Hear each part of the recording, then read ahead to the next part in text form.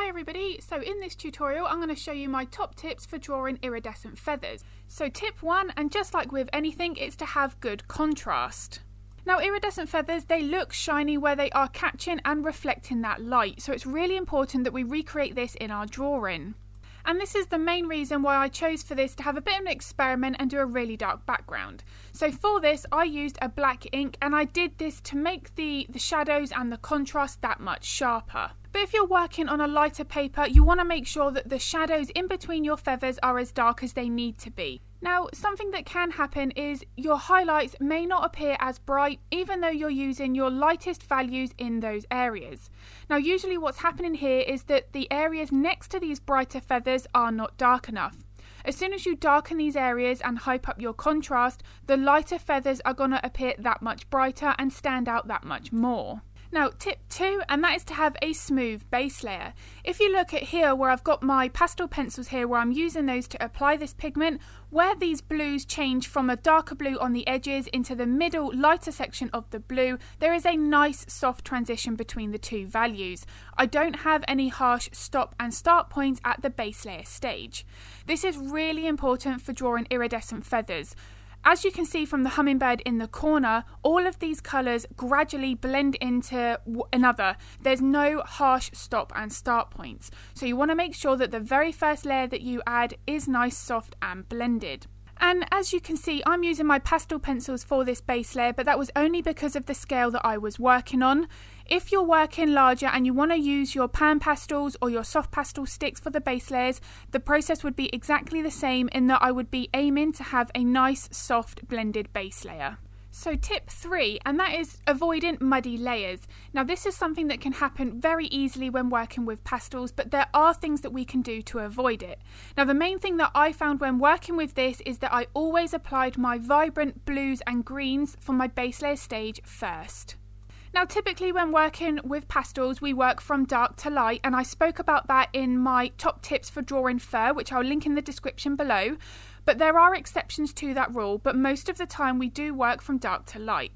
Now, although I would do this to a degree with the iridescent feathers, I always make sure in areas where the colour is more vibrant that I put down those vibrant punchy colours to start with. The reason being is these bright feathers are what make these animals so unique, so it's the main thing that I want to capture along with the contrast in any of my artwork. And because I don't like using fixatives throughout my layers here, there is always that chance that the additional layers you add will pick up and mix with some of the previous layers that you've already applied. So where you're trying to maintain these really bright punchy colours, that's where the muddying up of the layers can occur. So the top tip for this section here is certainly to apply your vibrant colours when you're working with pastels right from the very beginning. Now, of course, we can always use our vibrant pencils throughout the drawing process and add those colours additionally as we work, but it's that bit of extra peace of mind. If you already know that you've got that bright colour down to start with, you can then add your darker shadows where needed on top, but still always maintain that good colour right from the very beginning. Now, one thing I'd like to mention at this stage though is I'm not fixating on picking the exact colour that I see in my reference photo. All I want to do is make sure that when I'm working on the blue feathers that my very first layer is a vibrant blue. I'm really not stressing about the exact blue from that photo. If you've seen many of my tutorials here on YouTube, you'll know that I really do focus more on my contrasts rather than the exact colour. This photo of the hummingbird can be taken a few minutes later when the clouds have gone over the sun, and the colour of this feather here would be slightly different. So that's not something that I think is as important as the contrast, as I say, but I do want to make sure that whatever colour I do select is more of that vibrant punchy colour for that base layer. And that brings me on to tip 4, and that is the feathers. Now these tips in this section are going to be for any bird that we are drawing. You want to make sure that we are replicating the texture of those feathers depending on the species of bird that we are capturing.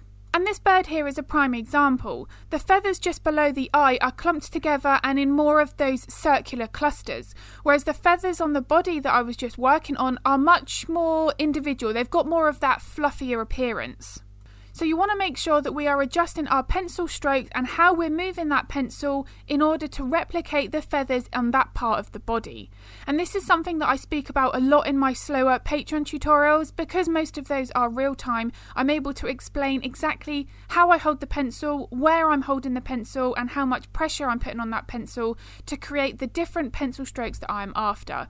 Also, feathers are one of the elements of any portrait where they can be really tricky. It's one of the things that can be really daunting to tackle.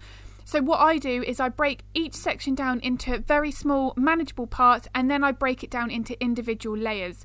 So you'll see with this tutorial I just worked on the head to start with, then I did the vibrant blue section on the neck, then the lower part of the chest. I'm now tackling the wings, and then I'm going to start to work on the back of the body and the tail.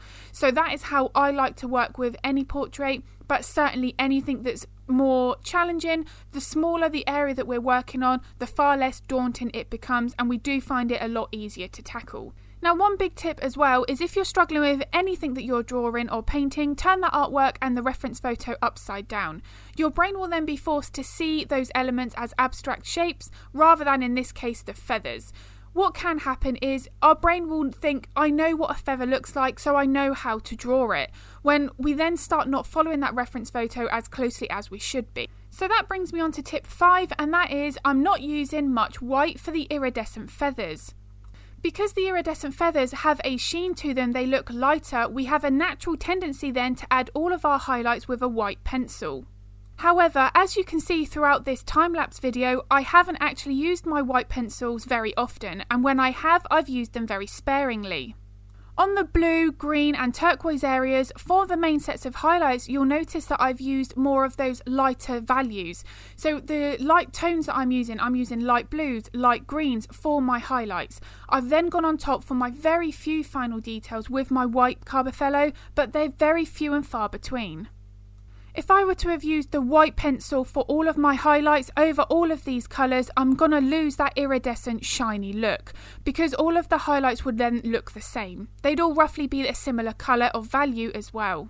Now, the real-time version of this over on Patreon, I show you the importance of glazes. Often as well, when I have used my white Carbothello pencil, I have gone over the top with another colour to layer a glaze of that colour back over the top. It therefore doesn't look like a white pencil stroke. So there are many techniques that we can use, but the main thing here I find is you don't want to use your white for all of your highlights. It will ultimately then make the subject look more flat. Your light source will then look more overall rather than it being one-sided. The light source is really important. Now, when I'm selecting reference photos, I will try to make sure that I've got more of a one-sided light source, because usually it does make for a more interesting portrait to look at, but you want to make sure that the highlights that you are drawing are the right tone. Now, tone is the value, the lightness of that colour. If you add the same level of brightness across the entire subject, it will just look flat and a lot more dull, which is the complete opposite with what we're trying to capture, especially with the iridescent feather look like on this hummingbird. So I really hope these 5 top tips for drawing iridescent feathers were useful. I'd really appreciate it if you could give the video a thumbs up, because it really does help. And if you'd like to get notified of future content, hit the subscribe and the bell button. Here is a photograph of my finished hummingbird, and if you'd like to see the real-time 1.5 hour tutorial, I'll link that in the description below. If you've got any questions relating to this or anything else art related, pop them in the comments and I'm more than happy to answer them, and I'll be uploading another video at the weekend.